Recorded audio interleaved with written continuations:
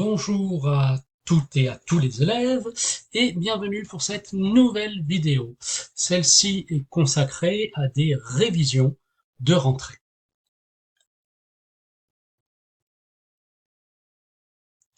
Alors, tout d'abord, reprenons ensemble un point de vocabulaire, puisqu'il convient d'utiliser du vocabulaire professionnel et non pas le vocabulaire courant qui consiste à employer très souvent le terme de magasin.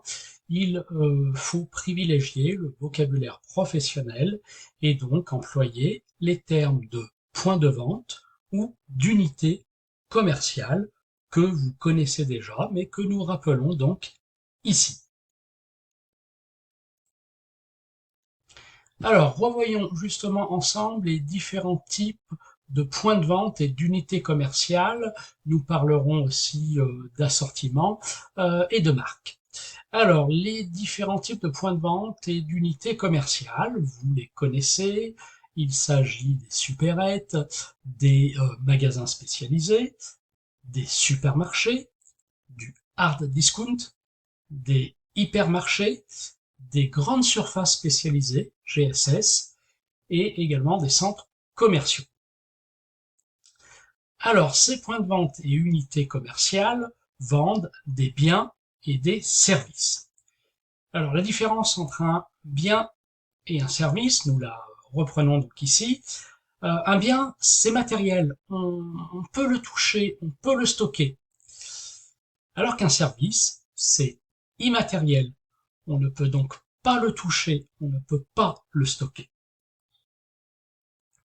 Ces points de vente peuvent être physiques, virtuels, physiques et virtuels.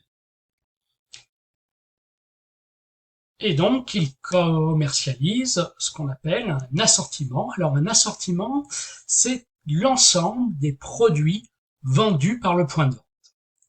Cet assortiment peut être large, étroit, profond ou court. Et dans cet assortiment, on va trouver des marques de différentes natures.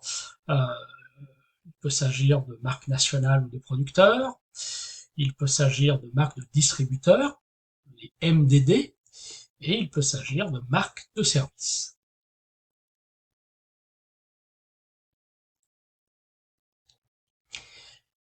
Alors, dans ces points de vente, dans ces unités commerciales, il existe donc des règles d'hygiène et de sécurité à respecter. Et il faut respecter aussi la traçabilité des produits. Alors, il y a des règles qui sont liées au personnel. Donc, le personnel peut être amené à porter des EPI, des équipements de protection individuelle.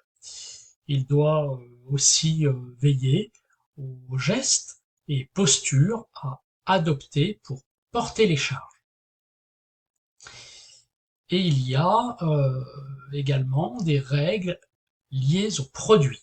Il faut donc respecter la chaîne du froid, il faut contrôler et vérifier les températures de stockage des produits. Il faut contrôler régulièrement également les DLC et il faut bien sûr faire régulièrement la rotation des produits. Et il faut donc veiller à la traçabilité des produits à travers notamment le cahier de traçabilité ou les applications numériques de traçabilité.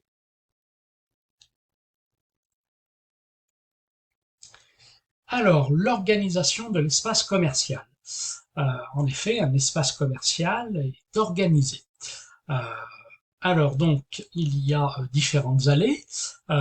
L'allée principale ou pénétrante, l'allée centrale, les allées secondaires et l'allée périphérique. Un point de vente est organisé en général en deux zones, la zone chaude et la zone froide. Et chaque point de vente peut avoir une implantation spécifique de ses rayons. On peut donc trouver une implantation en grille, en circuit libre, en circulation dirigée ou en corner. Un site internet marchand fait également l'objet d'une organisation, hein, puisqu'il faut une page d'accueil structurée et intuitive, une navigation interactive, des libellés clairs et précis, un affichage rapide avec un accès en 3 clics maximum, une hiérarchie des contenus et des textes lisibles.